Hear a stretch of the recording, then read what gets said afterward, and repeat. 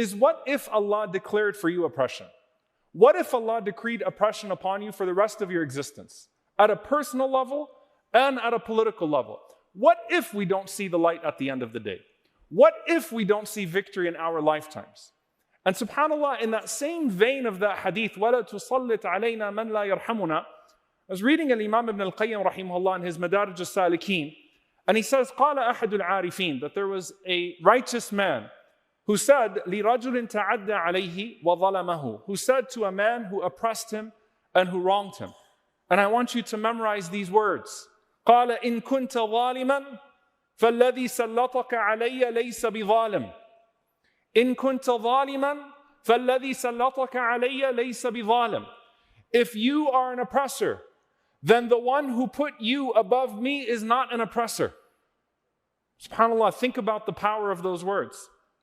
If you are indeed an oppressor, then the one who has allowed you for some wisdom that is beyond me to be above me in the material sense is not an oppressor. Allah is not an oppressor.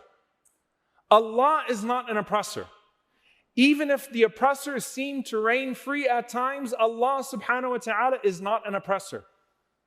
And you think to yourself, well, how do I internalize that? How do I equally have the same energy and power to both fight oppression and to be pleased if Allah subhanahu wa ta'ala has decreed oppression for me?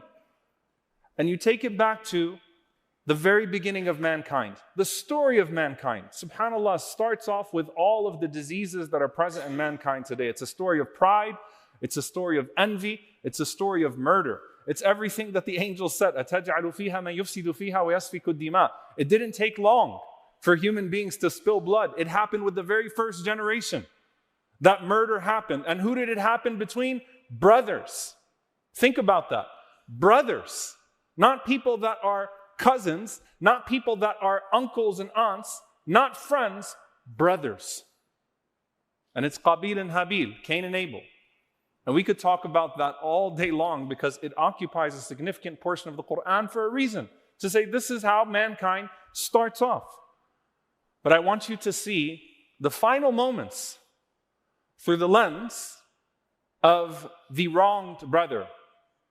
As Habil is looking back at Qabil. This is when murder is imminent.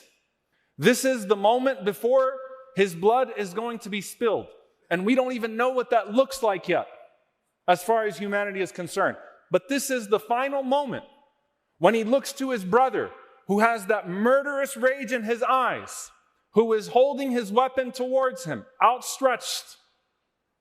And he says to him, after telling him that I will not do what you do, he says to him, إِنِّي أُرِيدُ أَن تَبُوءَ بِإِثْمِي وَإِثْمِكَ فَتَكُونَ مِنْ أَصْحَابِ النَّارِ وَذَلِكَ جَزَاءُ الظَّالِمِينَ.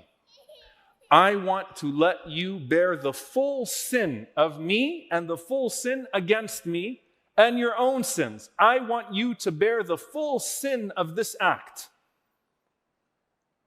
so that you can be from the people of the hellfire.